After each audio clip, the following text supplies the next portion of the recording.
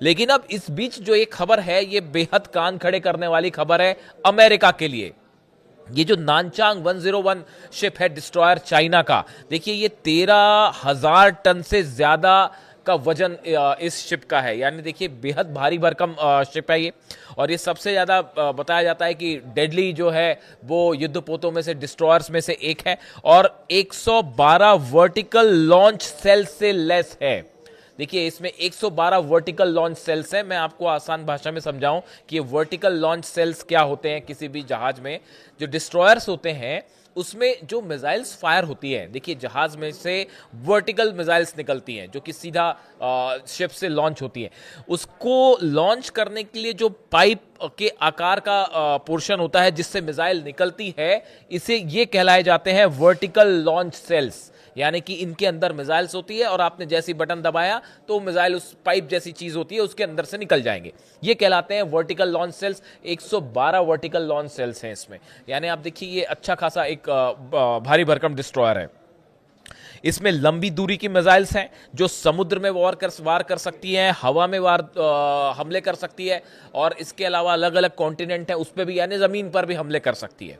अब देखिए ये सब मैं क्यों बता रहा हूं, ये इसलिए अहम है क्योंकि कई सारे जो नेवी से जुड़े एक्सपर्ट्स हैं, वाटर जो वॉर्स होते हैं इनसे जुड़े जो एक्सपर्ट्स हैं, मैरीटाइम एक्सपर्ट्स हैं, उनका कहना ऐसा है कि क्या चाइना ने इशारों इशारों में अमेरिका को यह संदेश दे दिया है कि अगर अब्राहम लिंकन से किसी भी तरह का हमला होता है ईरान पर तो पीछे से चाइना मदद के लिए खड़ा है, और अगर आपके डिस्ट्रॉयर्स हैं तो हमारे भी डिस्ट्रॉयर्स वहां पे तैनात हैं। इसका संदेश ये माना जा रहा है। देखिए ये जो जहाज है ये अरब सागर में अक्सर प्रैक्टिस करता है और हिंद महासागर में भी होता है, इस तरह से इसका वो होता है। लेकिन इस समय फिलहाल जो हालात हैं इसमें ओमान की खाड़ी में जो इलाका ओमान की खाड़ी का है ये बेहद अहम हो गया है। पहले जो अब्राहम लिंकन है वो ओमान की खाड़ी में ही था, फारस की तरफ आगे बढ़ रहा था, लेकिन उसके बाद जिस तरह से मिसाइल परीक्षण हुए एक के बाद एक फारस की खाड़ी में, इसकी वजह से अब्राहम लिंकन को पीछे आना पड़ा, अरब सागर में आना पड़ा। अब ये भी अरब सागर में है और जो जानकारी आई उसके मुताबिक चाइना का ये शिप भी जो है वो अरब सागर की तरफ अब रवाना कर दिया गया है। देखिए इसमें जो है YJ-21 hypersonic anti ship missiles हैं इसमें, जो कि अगर फायर की जाए तो किसी भी जहाज को वो डुबो सकती हैं। तो इस लिहाज से ये एक बड़ा कदम माना जा रहा है। पिछली जो सीरीज है उसमें हमने देखा कि सैटेलाइट से चाइना मदद कर रहा है। एक एक जानकारी मैं आपको बता चुका हूं, कौन से अमेरिका के बेस पे कितने प्लेन्स हैं, कहां कहां वॉरशिप्स तैनात हैं, सब कुछ जानकारी चाइना दे रहा है। यहां तक कि जो बताया गया कि शाहिद ड्रोन जो कि अब्राहम लिंकन के करीब पहुंच गया था, देखिए उसको, उस ड्रोन को ओमान की खाड़ी में या अरब सागर में इतने करीब पहुंचना अब्राहम लिंकन के, ये बिना सैटेलाइट की मदद के संभव नहीं है। और ये बताया जा रहा है कि चीन ने बड़ी मदद करी ईरान की, और उसी के जरिए ये शाहिद ड्रोन जो है वो अब्राहम लिंकन के बेहद करीब पहुंच गया था, और जिसकी वजह से फिर उसको गिराना पड़ गया। मैसेज साफ है कि ईरान के जो ड्रोन्स हैं वो सीधा अब्राहम लिंकन तक अब जा सकते हैं। इसमें बड़ी भूमिका जो है वो चीन की है, जैसा बताया जा रहा है। अब देखिए आखिर चीन ने ये इतना बड़ा स्टेप ईरान के लिए क्यों लिया है, ये समझना बेहद जरूरी है। देखिए वेनेजुएला से जो ऑयल सप्लाई हो रहा था चाइना को, चाइना का बड़ा ऑयल का मार्केट था जो कि वेनेजुएला से जा रहा था, अमेरिका ने उसे रोक दिया। अब अमेरिका ने उसे तो रोक ही दिया, अब अमेरिका यह भी चाहता है कि चाइना ईरान से कोई तेल ना खरीदे। अब यह भी चल रहा है खेल कि जो है आप ईरान से भी तेल ना खरीदो। चीन ने साफ मना कर दिया कि साहब हम किसी सूरत में ईरान से तेल खरीदना बंद नहीं करेंगे, और चाहे अब इसके लिए जंग करनी पड़ जाए। ये मैसेज बड़ा साफ है। देखिए हाल ही में डोनाल्ड ट्रंप की आपने देखा होगा, खबर पड़ी होगी कि डोनाल्ड ट्रंप की शी जिनपिंग से फोन पर बात होती है। फोन पर बात हुई, फोन पर बात होने के बाद डोनाल्ड ट्रंप ने अपने बयान जारी किए। उनका जो सोशल मीडिया हैंडल है उस पर उन्होंने बयान जारी किया, और उसमें उन्होंने कई सारी बातें कही कि चीन के साथ जो है कई मुद्दों पर बात हुई। इसमें ईरान का भी जिक्र था कि हमने ईरान को लेकर डिटेल में बात की है, और ऐसे कई मुद्दे हैं जिनको लेकर बात हुई कि उन्होंने बड़ी लंबी लिस्ट गिनाई।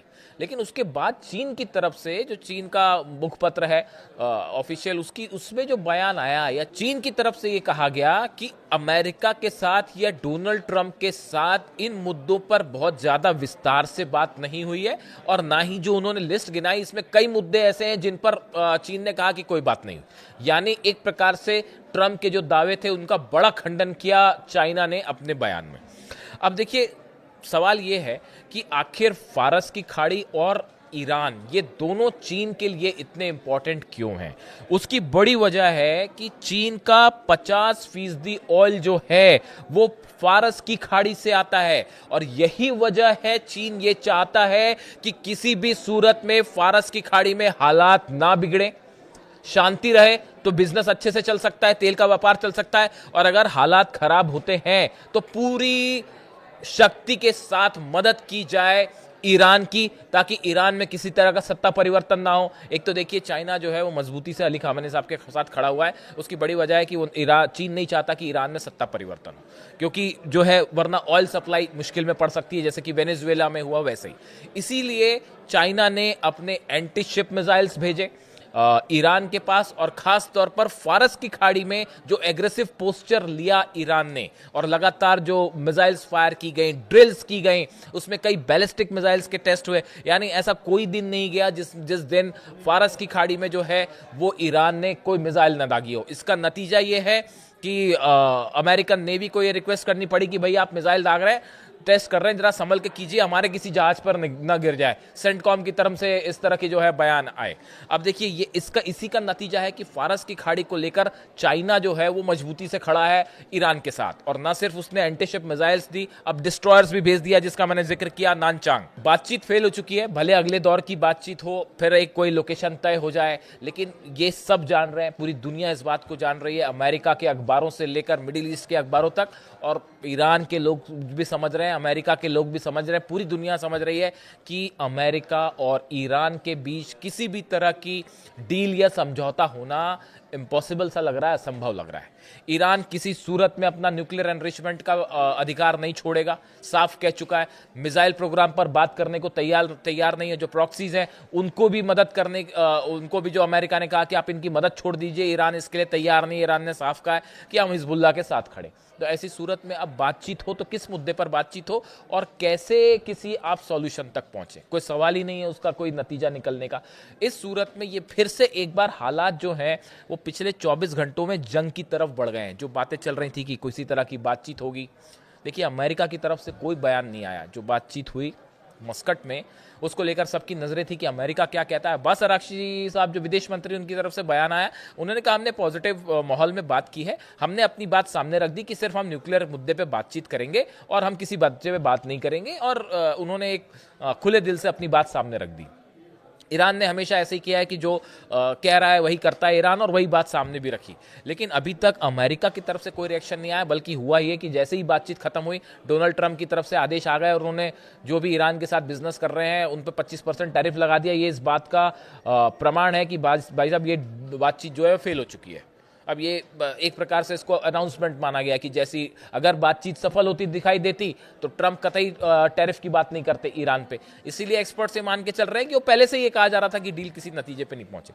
अब इन हालात में बताया ये जा रहा है कि जैसा मैंने अपने पिछले वीडियो में भी बताया था कि अगर ईरान पर हमला होता है तो उसमें बड़ी भूमिका होगी अमेरिका की सबमरीन्स की। और यह कहा जा रहा है कि हो सकता है अमेरिका अपने सबमरीन से, टॉम हॉक मिसाइल से ईरान के ठिकानों पर हमला कर सकता है। फाइटर जेट्स अंदर जाएंगे तो मुश्किल है, S-400 भी हो सकता है, चाइनीज डिफेंस भी हो, और उसके बाद फिर वो फाइटर जेट एक भी गिरा अगर F-35 या F-16, बड़ी खबर बनेगी। ऐसी सूरत में माना जा रहा है कि टॉमहॉक मिसाइल से हमला हो सकता है सबमरीन से, या फिर अब्राहम लिंकन तो है ही, अब्राहम लिंकन से भी टॉमहॉक मिसाइल से F-16 या F-35 क्रॉस करेंगे, इसकी संभावना बेहद कम नजर आ रही।